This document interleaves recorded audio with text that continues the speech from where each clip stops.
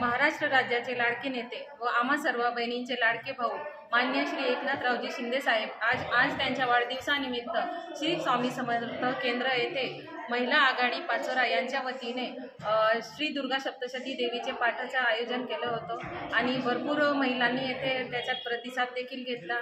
खूप छान उत्साहात हे पाठ पार पडलं आहे आणि सर्व लाडक्या बहिणींनी आपल्या लाडक्या भावाला उदंड आयुष्याच्या अनंत शुभेच्छा दिल्या आहेत। आम्हा सर्व महिला आघाडीच्या वतीने श्री आदरणीय एकनाथरावजी शिंदे साहेब यांना उदंड आयुष्य लाभो हीच आमची श्री स्वामी समर्थ चरणी प्रार्थना स्वामीचरणी प्रार्थना आहे आणि आम्ही स्वतःला भाग्यवान समजतो का आम्हाला असे नेता भेटले आहे। त्यांनी आजपर्यंत इतके नेता आले, कोणीही महिलांच्या सक्षमीकरणाचा विचार केलेला नाही, परंतु एकमेव असे मंत्री आपले आले, मुख्यमंत्री आले महाराष्ट्र राज्यामध्ये, त्यांनी महिलांच्या सक्षमीकरणाचा विचार केला आहे।